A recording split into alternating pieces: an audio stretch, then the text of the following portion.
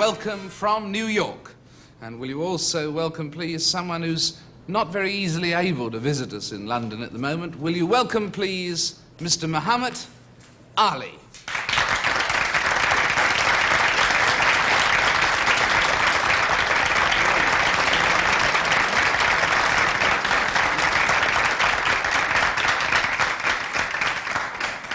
Welcome. I was reading a piece in England just before I came over which described you as the former heavyweight champion of the world. But is that a description you'd accept with the word former or X in it? Well, I don't make an argument over the thing because it would cheapen myself. I know that I had to beat Sonny Liston twice. I'd like to apologize for my voice. I have a cold, you know, this flu is going around. I'm catching it. But I beat the best that England had to offer, Germany, Canada, and America. Undefeated in all of my professional fights. Two-time United States Golden Glove champion.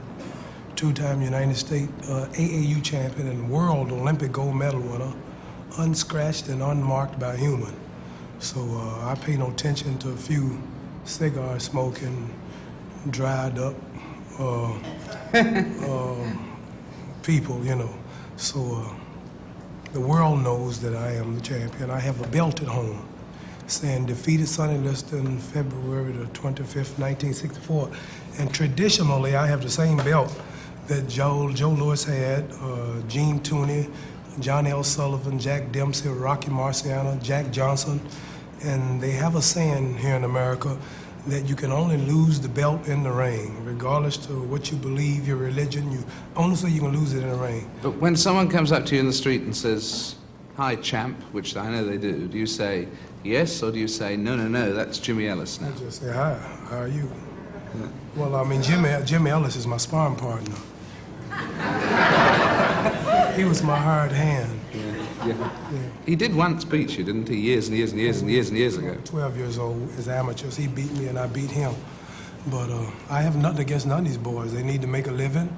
And I made my stand for my religious beliefs, and I'm not crying, I'm not protesting.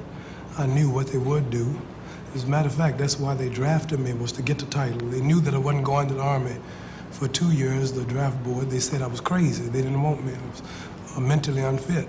Then when they heard my religion was Islam, I was a follower of the Honorable Elijah Muhammad, and I was a Muslim, then that shook them.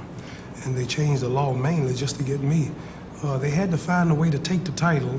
They couldn't just deliberately take it, so that would cause too many racial problems. So they had to figure out a legal way to get it. So this, knowing that Muslims don't go to the Army, knowing that I wasn't going to go, they figured that if they draft me, then they could brainwash the masses, the people, into thinking that I wouldn't serve my country. But do you think Washington would go along with the plans of the World Boxing Association? Yes, Washington is the ones that's keeping me from fighting.